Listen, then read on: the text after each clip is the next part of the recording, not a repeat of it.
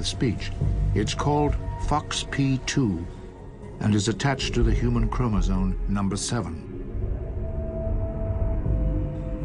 They think this gene evolved more recently than 200,000 years, which would suggest that FOXP2 appeared after we had evolved. It might have improved brain functions that are used for language skills, but we don't know as yet.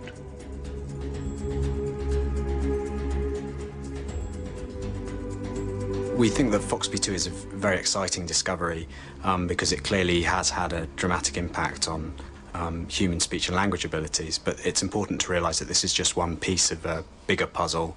But the great thing is that we now have a tool we can use FOXP2 to find other elements of the pathway and of the puzzle. 40,000 years ago, Europe was experiencing the last peak of an ice age. In the north, the glaciers expanded and covered that part of the continent.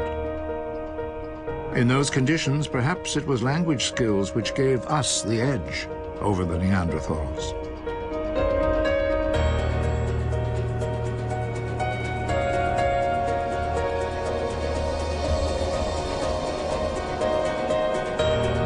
We would have been able to share information about the large migrating herds so we could plan ahead for the hunts and would be able to record the information we had gathered. It's thought that the marks on this bone might be a calendar of sorts. It was made by modern humans 35,000 years ago.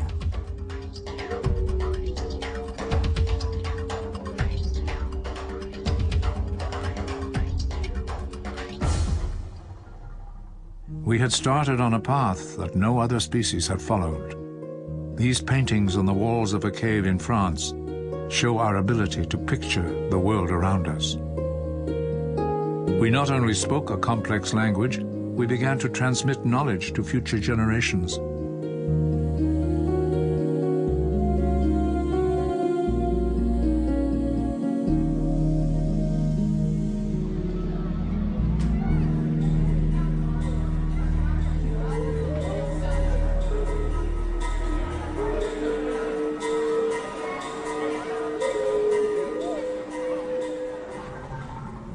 Indeed, we have come a long way from those fires our distant ancestors lit in the African night.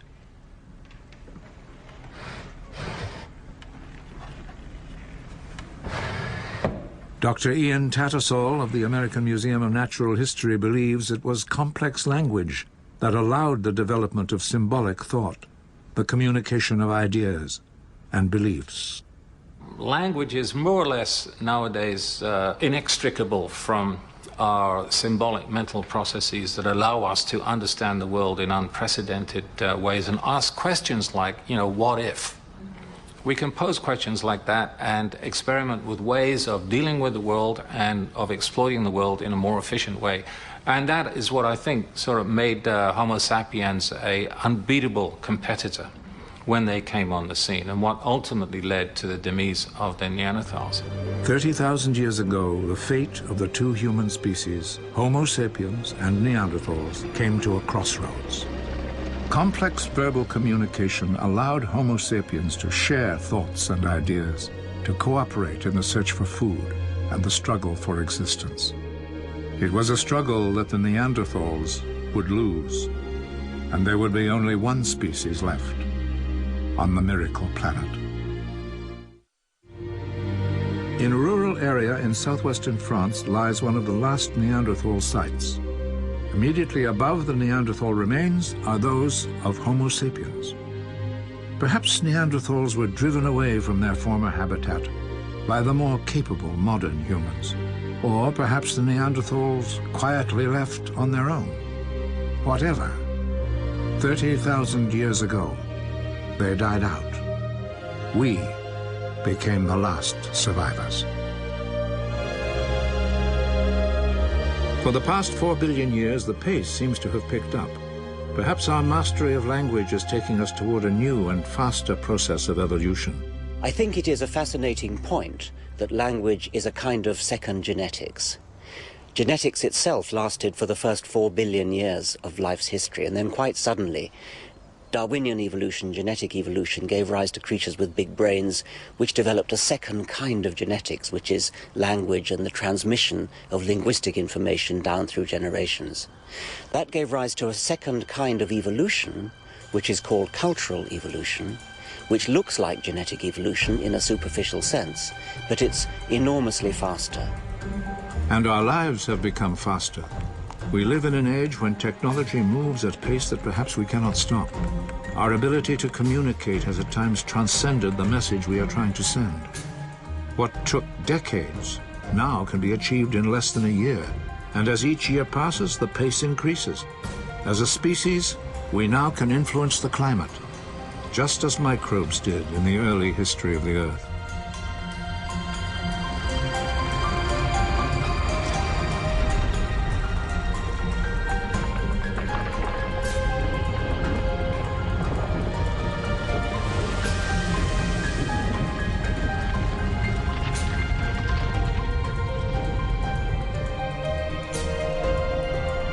We must learn the history of our planet, which has nurtured life for billions of years.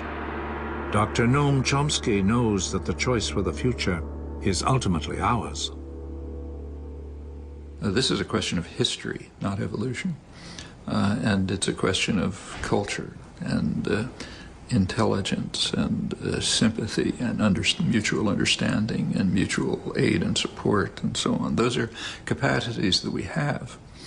We know from our own history and experience that those capacities can be overwhelmed by other more destructive, savage, and cruel capacities that we also have. And the balance of these will determine whether the species survives in any decent form. And that's a matter of will and choice. There are no natural laws about this. As a species, we are still held captive by the only planet we know that can support life. Science shows us that life was nurtured in the oceans of this planet soon after its birth, and that it matured through long ages of change.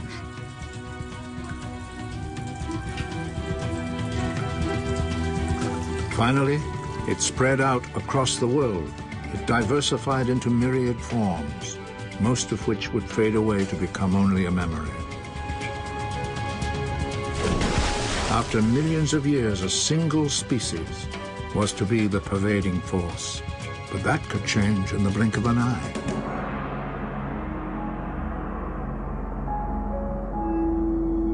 If we have learnt anything at all from our history, it must be that in the end, life prevails, and ultimately will be the victor on the miracle planet.